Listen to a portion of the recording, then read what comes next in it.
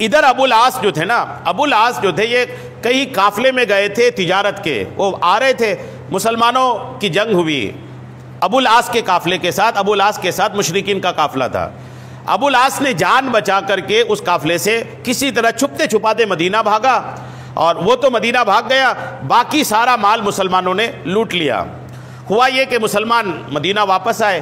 ابو العاص جو ہے نا چھپتے چھپاتے اپنی بیوی زینب کے پاس پہنچ گئے،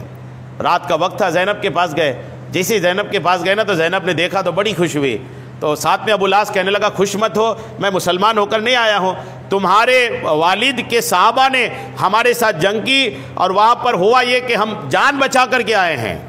اور میں یہ کہتا ہوں کہ میرا جو مال ہے نا وہ واپس کر دیا جائے، اپنے والد کو کہو میں وہ مال جا کر کے واپس مکہ چھوڑا ہوں، اس کے بعد دیکھوں گا اسلام قبول کرنے کے بارے میں۔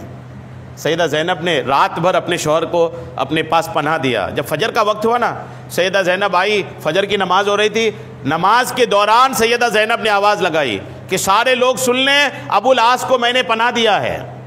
یعنی ابو العاص کے ساتھ کوئی برا برتاؤ نہ کرے۔ جب نماز سلام پھیرے میرے آقا نے تو آقا نے پوچھا صحابہ سے جو میں نے سنا سب نے سنا؟ بولے ہاں سب نے سنا۔ تو آقا نے کھڑے ہو کر فرمایا سب لوگ گواہ ہو جاؤ، یہ ابو العاص جو آئے ہیں نا اس کی خبر مجھے بھی ابھی پتہ چلی،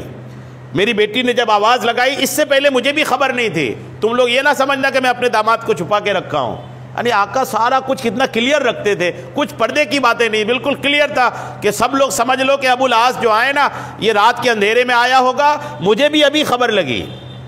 صبح ہوئی، آقا کریم علیہ السلام کے پاس ابو العاص کو بلایا گیا، کیا چاہتے ہو؟ کہنے لگے میرا جو مال ہے، میرے قافلے کا جو مال مسلمانوں نے لوٹا ہے مجھے واپس کیا جائے۔ آقا کریم علیہ السلام نے جو صحابہ سے جنگ ہوئی تھی نا ان سے فرمایا کہ مال تمہارا ہے، تم چاہو تو نہیں دو، لیکن میری چاہت ہے کہ ان کو مال واپس کر دیا جائے، کیا کرنا ہے؟ صحابہ نے کہا یا رسول اللہ آپ جو چاہیں، دولت ان کو سارا مال واپس کر، جو کچھ تھا سب واپس کیا گیا۔ ابو العاص لے کر کے ان کو مکہ پہنچے، اور جب مکہ پہنچے نا سب کا مال واپس کیا، اور سب کا مال واپس کرنے کے بعد سب سے کہا سنو